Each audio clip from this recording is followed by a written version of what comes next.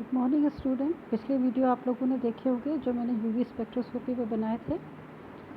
पिछले last video में हमने डाइईस में किस तरह से वुडवर्थ फिशर रूल से हम कैलकुलेशन कर सकते हैं इसके बारे में पढ़ा था। आज हम अल्फ़ा बीटा अनसेचुरेटेड कीटोन्स और इनोन्स के बारे में पढ़ेंगे कि हम किस तरह से जो हमारा यूवी एब्जॉर्प्शन है उसको कैलकुलेट कर सकते हैं। तो सबसे पहले हमारे लिए ये जानना ज़रूरी है कि अल्फ़ा बीटा अनसेचुरेटेड कीटोन्स या इनोन्स होते क्या है।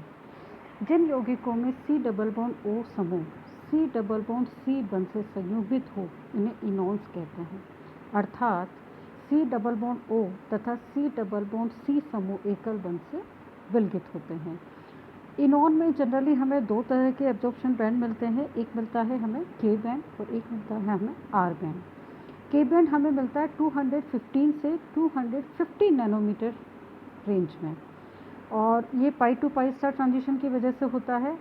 और इसकी जो इंटेंसिटी होती है, क्योंकि ये सिमेट्री अलाउ ट्रांजिशन है, तो इसकी इंटेंसिटी बहुत ज़्यादा होती है। इसी तरह से दूसरा बैंड होता है आर बैंड, जो हमें 310 से 330 नैनोमीटर के बीच में मिलता है। चूँकि ये सिमेट्री फॉरबिडन ट्रांजिशन है, और वो फॉरबिडन ट्रांजिशन कौन सा होता है, n to pi star transition. इस वजह से क्या हुआ कि हमें जो इंटेंसिटी मिलेगी इस बैंड की वो बहुत कम मिलेगी। अब बच्चों, यहाँ पर हमने पहले भी 1,3 बीटा डाइईन या कॉन्जुगेटेड सिस्टम के अंदर देखा था कि कैसे पाई टू पाई स्टार जो ऑर्बिटल्स होते हैं वह आपस में अंतःक्रिया करके नए ऑर्बिटल्स बनाते हैं जैसे जैसे इनमें कॉन्जुगेशन बढ़ता जाता है। तो इनोन के केस में भी यही होता है, क्योंकि इसमें C डबल बॉन्ड C और उसके कॉन्जुगेशन में CO ग्रुप भी है। अब आप यहाँ पर देखिए कि यहाँ पर दो आपके पास ग्रुप हैं, एक पाई स्टार ऑर्बिटल है, एक पाई स्टार ऑर्बिटल है। ठीक, अब इनके अंतःक्रिया से हमें कौन कौन से मिले हैं, पाई 1, पाई 2, पाई 3 स्टार, पाई 4 स्टार। अब बच्चों यहाँ ये देखिए कि यहाँ पर हमें कौन सा ट्रांजिशन मिलता है, पाई 2 पाई स्टार ट्रांजिशन। ठीक, अब लेकिन यहाँ हमें कौन सा ट्रांजिशन देखने को मिल रहा है, पाई 2 से पाई 3 ट्रांजिशन। अब ये पाई 2 से पाई 3 ट्रांजिशन के अंदर आप ये देखिए कि जो एनर्जी डिफरेंस है दोनों के बीच में वो बहुत कम है, यानी कि जो एब्जॉर्प्शन होगा वो हमारा लॉन्गर वेवलेंथ पे होगा, या हम कहेंगे कि ये बेंथोक्रोमिक शिफ्ट है। इसी तरह से आप ये देखिए कि जो हमारा पाई टू पाई स्टार ट्रांजिशन है उसमें एनर्जी गैप बहुत ज़्यादा है, तो यानी हमें ज़्यादा एनर्जी की ज़रूरत पड़ रही है देने की ट्रांजिशन के लिए, तो ये हमें शॉर्टर वेवलेंथ पे मिलेगा कंपैरेटिवली पाई 2 से पाई 3 स्टार ट्रांजिशन के लिए। ठीक, अब बच्चों हमारा मेन जो उद्देश्य है वुडवर्थ फिशर रूल से कैसे हम कैलकुलेशंस करते हैं अल्फ़ा बीटा अनसेचुरेटेड कीटोन्स और एल्डिहाइड की। तो पिछली बार भी हमने देखा था कि इनकी एक पेरेंट वैल्यू हमें याद रखनी होती है। तो जो हमारे जो 6 मेंबर रिंग है आपके कीटोन्स की, तो उनके लिए जो पेरेंट वैल्यू है वो है 215 नैनोमीटर, जबकि 5 मेंबर यदि अल्फ़ा बीटा अनसेचुरेटेड कीटोन है तो उसके लिए आपकी जो पेरेंट वैल्यू है 202 नैनोमीटर होती है।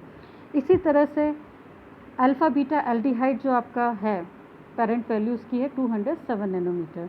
अब आप लोगों को बहुत अच्छे से पता है, पिछले वीडियो में भी हमने ये देखा था कि हम इसकी कैलकुलेशंस किस तरह से करते हैं। जैसे एक्सटेंडेड डबल बॉन्ड है या कोई अल्काइल ग्रुप है या ऑक्सोक्रोम्स वगैरह इसमें यदि जुड़े हुए हैं तो उसमें हमें थोड़ी थोड़ी वैल्यू उसमें ऐड करनी पड़ती है। जैसे कि आप यहाँ पे देखिए डबल बॉन्ड एक्सटेंडेड के लिए 30 नैनोमीटर है।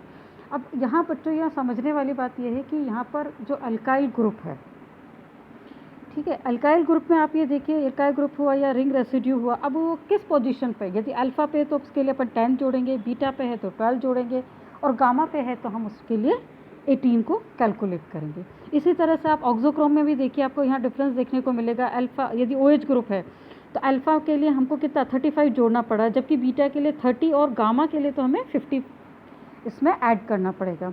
और यदि आप ये एसिटाइल ग्रुप देखिए OAC, ये कौन सा है, AC का मतलब क्या हुआ, OCO-CH3, यानी ये एस्टर ग्रुप है।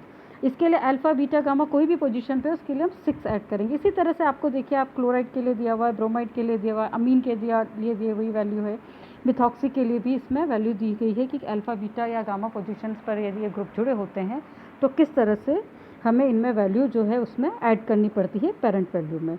अब एक्सोसाइक्लिक नेचर का यदि कोई डबल बॉन्ड है तो उसके लिए अपन 5 जोड़ते हैं, और होमो एन्युलर डाइइन्स हैं तो उसके लिए हम 39 ऐड करते हैं। अब हमने जो यूवी स्पेक्ट्रा लिया है, ये यूवी स्पेक्ट्रा हमने किस सॉल्वेंट में लिया है? जब हमने डाइइन्स की बात की थी तो वहाँ पे हमें सॉल्वेंट का कोई इफेक्ट देखने को नहीं मिला, मगर यहाँ पर हमें सॉल्वेंट को ध्यान में रखना पड़ेगा कि हमने जो यूवी स्पेक्ट्रा लिया है वो किस तरह के सॉल्वेंट के अंदर लिया है। जैसे इथेनॉल के और मिथेनॉल में आप देखिए यहाँ पे आपको 0 वैल्यू पुटअप करनी पड़ रही है। डाईऑक्सेन में आप +5 लिख रहे हैं, क्लोरोफॉर्म में +1, ईथर में +7, हेक्सेन में +11, साइक्लोहेक्सेन में आप +11 कर रहे हैं। मगर जब आप वाटर यदि सॉल्वेंट यूज़ करते हैं तो उसमें आपको -8 करना पड़ता है। तो जब भी हम यूवी स्पेक्ट्रोस्कोपी में कैलकुलेशन करेंगे वुडवर्थ-फिशर रूल से, तो हमें ये ध्यान रखना पड़ेगा कि इनोज़ के केस में कि हमने किस तरह का सॉल्वेंट यूज़ किया है और किस तरह का सॉल्वेंट है वो, ठीक है। अब फर्स्ट एग्जांपल हम लोग यहाँ पर लेते हैं। पहला एग्जांपल आप यहाँ पे देखिए, आपकी पेरेंट वैल्यू कितनी है 215, और 2 बीटा एल्काइड सब्स्टिट्यूटेड यहाँ जुड़े हुए हैं। 2 बीटा एल्काइड सब्स्टिट्यूटेड कहाँ पर है? यहाँ पर है। अब इनके लिए 24, क्योंकि एक बीटा पोजीशन पे यदि अल्काइल ग्रुप या रिंग रेसिड्यू होता है तो उसके लिए हम 12 कैलकुलेट करते हैं। तो यहाँ 2 है तो 2 × 12 हो गया तो 24 आया। तो हमारी जो कैलकुलेटेड वैल्यू कितनी हो गई? 239, और हमारी ऑब्जर्व वैल्यू 237 हो गई। अब सेकंड एग्जांपल आप देखिए इसमें। तो सेकंड एग्जांपल में आप यहाँ देखिए अल्फ़ा बीटा पोजीशंस इसमें लगी हुई है। पेरेंट वैल्यू कितनी है? 215। अब यहाँ पर भी 2 अल्काइल ग्रुप जुड़े हुए हैं, वो भी बीटा पोजीशन पे, वो 2 ये रहे। इसकी वजह से जो आपकी जो कैलकुलेट वैल्यू कितनी है? 239 नैनोमीटर। थर्ड एग्जांपल आप इसमें देखिए। अब इसमें आपको वेरिएशन देखने को मिलेगा। देखिए पेरेंट्स वैल्यू कितनी है? 215। अब आपकी ये तो है अल्फ़ा पोजीशन, ये है आपकी बीटा पोजीशन, ये है आपकी गामा पोजीशन, और ये है आपकी डेल पोजीशन। अब आप इसमें देखिए पेरेंट वैल्यू कितनी है आपके? 215 नैनोमीटर। बीटा अल्काइल सब्स्टिट्यूटेड है यहाँ पे। बीटा पोजीशन कौन सी है अपनी? बीटा पोजीशन है अपनी ये वाली। तो बीटा पे कितना है? 12 नैनोमीटर अपन कैलकुलेट कर रहे हैं। इसी तरह से डेल पे हम देखेंगे, जो डेल पोजीशन है हमारी ये, इसमें हमें 18 नैनोमीटर हम कैलकुलेट करते हैं। इसमें एक एक्सोसाइक्लिक डबल बॉन्ड है, ठीक है, और इसमें डबल बॉन्ड एक्सटेंडेड कॉन्जुगेशन है। डबल बॉन्ड एक्सटेंडेड कॉन्जुगेशन कौन सा है? वो ये है। तो इसके लिए हम 30 कैलकुलेट करेंगे, तो हमारा टोटल कितना हो गया? 280 नैनोमीटर हो गया। अब अगला एग्जाम्पल अपन 4 लेते हैं। इसमें देखिए अल्फ़ा बीटा गामा डेल सारी पोजीशंस लिखी हुई है। अब इसकी पेरेंट वैल्यू वही है, 6 मेंबर रिंग है तो 215 आ गया नैनोमीटर। होमो एन्युलर डाइइन है। अब होमो एन्युलर डाइइन आप ये देखिए, ये जो सिस्टम है ये होमो एन्युलर है, डाइइन का सिस्टम है। अब इसमें आप ये देखिए आपके अल्फ़ा बीटा गामा डेल तीनों पोजीशंस इसमें बता रखी है। तो अल्फ़ा के लिए 10, बीटा के लिए 12, गामा के लिए 18, डेल के लिए 18 नैनोमीटर है। एक्सोसाइक्लिक डबल बॉन्ड यहाँ पर प्रेजेंट है, वो 3 हैं। आपको साफ नज़र आ रहे होंगे इसमें एक्सोसाइक्लिक, यानी कि रिंग के बाहर के जितने भी डबल बॉन्ड होते हैं उनको एक्सोसाइक्लिक डबल बॉन्ड कहते हैं। जैसे ये हो गया 1।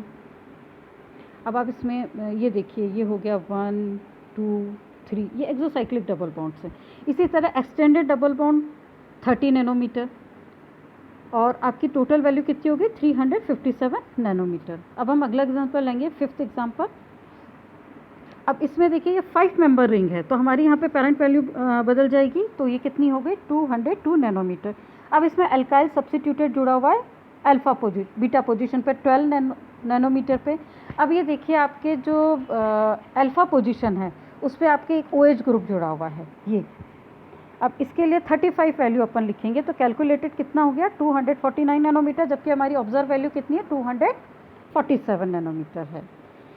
अब इसी तरह से 6th एग्जाम्पल लीजिए। अब यहाँ पर देखिए 6 मेंबर रिंग है। अब 6 मेंबर रिंग के लिए हमें 215 लिया। रिंग रेसिड्यू इसके अंदर आप ये देखिए, तो आप जब रिंग रेसिड्यू देखेंगे तो आपका पहला रिंग रेसिड्यू है आपका गामा पोजीशन पे यहाँ पर, और एक है आपका ये डेल पोजीशन के अंदर। होमो एन्युलर डाइइन कौन सा हुआ? ये जो सिस्टम है ये आपका होमो एन्युलर हो गया। इसके लिए 39 है। और डबल बॉन्ड एक्सटेंडेड यदि हम देखें तो डबल बॉन्ड एक्सटेंडेड कॉन्जुगेशन भी हमें यहाँ देखने को मिल रहा है, ये है। तो इसके लिए अपन ने 30 लिखा, नैनोमीटर उसमें ऐड करेंगे तो अब कैलकुलेटेड वैल्यू कितनी होगी 338 नैनोमीटर। अब ये तो सारे वुडवर्ड फिशर रूल से बहुत सारे एग्जांपल हैं। जैसे जैसे आप इन एग्जांपल्स को करेंगे, सॉल्व करेंगे, तो आपको सारी चीज़ें समझ में आएगी। अपन ने थोड़े से एग्जांपल लिए थे।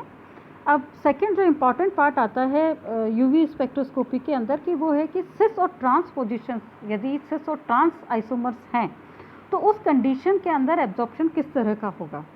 अब यदि हम सिस और ट्रांस में वेरिएशन देखें तो आप नीचे देखिए, सिनेमिक एसिड का बहुत अच्छे से दिया हुआ है कि यदि सिस ट्रांजिशन हो रहा है तो 268 नैनोमीटर पे अपने को ऑब्जर्प्शन मिल रहा है, जबकि अपन ट्रांस के अंदर देखें तो वो 278 नैनोमीटर होता है।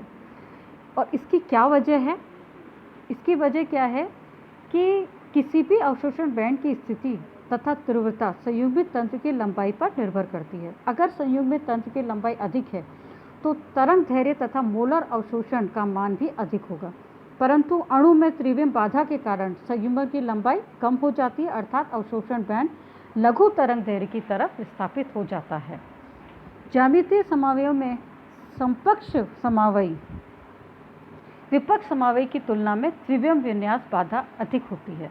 विपक्ष समावयी अधिक समतलीय होता है, ठीक है, क्योंकि इसमें स्टेरिक हिंड्रेंस नहीं है। इसी वजह से पाई टू पाई स्टार ट्रांजिशन में हमें बेंथोक्रोमिक शिफ्ट देखने को मिलता है। और ये डिफरेंस है कि यदि सिस आइसोमर है तो कहाँ एब्जॉर्प्शन शो करेगा, और ट्रांस आइसोमर है तो हमें बेंथोक्रोमिक शिफ्ट देखने को मिलता है। तो बच्चों, यहाँ पर ये टॉपिक ख़त्म होता है। अगली क्लास में हम अगला टॉपिक पढ़ेंगे।